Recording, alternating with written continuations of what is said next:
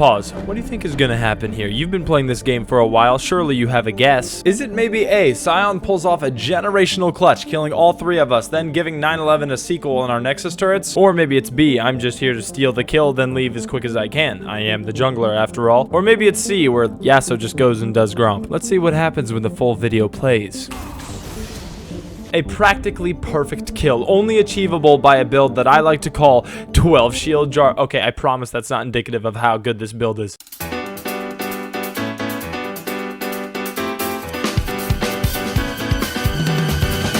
Whoa, this is weird. I did not make this intro. This is like AI or something. It's I made the intro. 12 Shield Jarven is the best build around right now. I don't care where you come from or what you do, whether you live in the southern hemisphere or the better one, it is a good build. This build has something for everyone. If you are a league-addicted gym rat that deadlifts while listening to Laufey, then this build has the self-reliance that you've been looking for. It's not going to cure the body dysmorphia, but that only goes away from getting bigger. Or maybe you're just a messed up emo twink femboy that e-dates on Valorant on the side, in which case we have sharing, protective, supportive shields that you can use, and it's the perfect build. But hang on, after this minute and 17 seconds of me yapping, you've probably figured out that it's impossible to have 12 shields on one champion. And if I was a quitter too, I'd agree with you. But if it's not possible, then explain this to me. A full combo of Sejuani and Vel'Koz, and I don't take a single tick of damage. But those are weak characters, right? They're no Kayn. Sure, that makes sense. So how about this? A full fight between me and a fed Kayn, half full build, and I still don't take a single hit of damage. With this build, you are completely free of damage. So if you want to live a free life, well, then live in America. But if you want a free win, let me show you how to do this. The first shield you're gonna have is called Golden Aegis. Now, this shield actually comes with Jarvan. So from here on out, it's each shield sold separately, which is a difficult sentence to say. The next 2 shields come at a nice buy one, get one free because they're just your summoner spells. Barrier is an obvious take, but the less obvious is Smite, which gives you the green shield. Now, you might be worried about not having Flash, in which case I say, what are you gonna do about it, pussy? Better not tell mom I hit you, or I'm eating all your Halloween candy this year. Now, finally, we get to the items, and the first one we're building is Eclipse. This is going to knock us to our 4th shield, which is typically where it ends for Jarvan. You build Asterix, Eclipse, Smite, and your W. If you can make it past the 4th shield and get to 5, I consider you completing this build to the 1st tier. This build is not easy to pull off, so that'll make sense later. Now, before we go any further, I want to make sure we all have a good understanding of what we're doing here. Some of you might think this is a selfish way to build the game because all the shields rely on you, but in fact, that's the opposite of selfish, because you can't take care of anyone else if you haven't taken care of yourself first. For example, this kill right here, Kalista might have gotten it, but there's no way to be 100% sure. So I guaranteed that I got the kill so I could help her later. It's called being a good teammate. See, now that it's later in the game, I can overextend like this, and it doesn't matter because I don't know how to take damage anymore. The next shield on the docket is very unorthodox because it's going to be a bloodthirster. 50% of you have never even played Jarvan, and the other 50% that have 100% not played it with a bloodthirster. That's because you're not a visionary like me. This in tandem with your jungler shield is going to demoralize everyone around you because no one wants to waste all their abilities just to do nothing to you. Look how long I was in this fight before anyone wanted to attack me. I'm like a Jehovah's Witness because I'm just waiting around hoping and praying someone will give me the time of day, and also because I like soaking. But the similarities between me and Mormons starts and ends there, because if they ignore me, I'll just kill their whole team, whereas this guy, he's not getting in a fight unless his buddies Jebediah and Atticus are backing him up. Now, your 6th shield is going to come from the Locket of the Iron Solaria. Now, you're building this not just because it's a great shield, but also to win the favor of your teammates back, because they noticed you built a bloodthirster on Jarvan. They're making fun of you. And if you want to take the moral high ground in League of Legends, you build Locket, because it doesn't matter how bad you are at the game. If you shield all 5 of your teammates in one go, they all love you. Now, hopefully you're keeping up with all these shields, but if you're not, it's okay. I've developed a mnemonic device for you. You see, these shields are useless if you're not getting hit. So the motto I want you to remember is more aggression, greater absorption. The more you engage, the more use you get out of this build. And if that's too difficult to remember, here, I'll put it on a hat for you.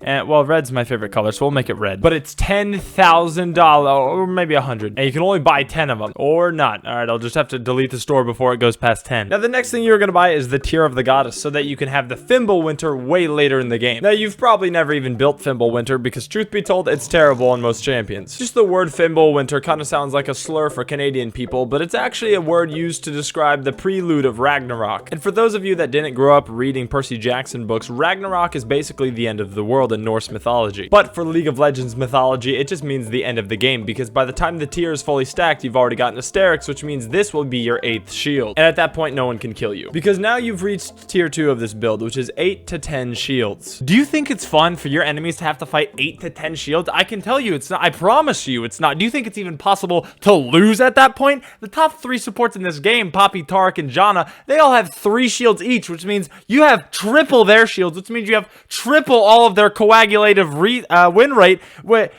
I mean, maybe not. SSX tricky. I promise that's funny if you watched my previous video. Now, like I said before, you're gonna have to grab a Asterix gauge before Fimbulwinter so that you can let the tier stack. Or not, because Asterix is actually the only optional item here. Asterix gauge is a really unique item because it's not unique at all. It shares its unique passive with 3 other unique items. Archangel Staff, Asterix gauge, Immortal Shield Bow, and Maw de Mount Mortius all share the lifeline passive, which means once you have one, you can't have any other. Now, it's obvious why the best choice is Asterix gauge, but if you're really brain dead, let me explain.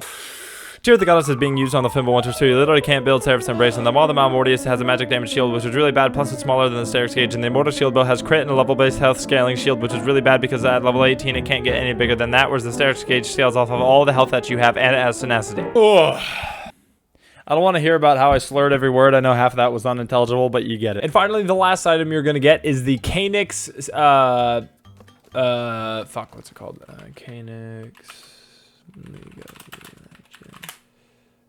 Calyx Rukern. That's because that's its name. This means your full build is going to look like a Asterix gauge, Eclipse, Bloodthirster, Fimbulwinter, Calyx, and Locket of the Iron Solaria. This means 2 things. 1, you're not going to have boots, and 2, you're at 9 shields, which means we still have 3 mystery shields to get through. As far as boots go, you don't need them. Look at this movement I'm pulling off here. All you need to do is be smart and use your brain, which I know you're not used to because the woke mind virus tells you you have to buy boots every single game, but don't let them trick you with their vax. Okay, I think I've said too many conservative jokes. I'm gonna dial that back. I don't want anyone thinking I care about politics. So just for the record, I don't have any political leanings. I mean, look at my political compass. It's completely centered. You're still not buying boots, though. Now, these next 2 shields, though, this is where things get really not that interesting because it's just your runes. You're gonna pick up Guardian in the Resolve tree because this is just another shield, and then you're gonna pick up something that you've probably never built before, Shield Bash, which is basically Sheen, but only for shields. And I promise you, this is the most use you're ever gonna get out of this rune. The next rune you're gonna grab is Bone Plating, which, let me make this clear, is not a shield. It does block damage, but it's kind of like lasagna is technically pasta, but no one would call it that. So if you're really stupid, you could say 13 Shield Jarven with a big ol' asterisk. The next rune you're gonna get is Revitalize, because you're gonna want to buy Spirit Visage, but you can't, so hopefully this will quell that urge. And the final shield to get you to that solid 11 number,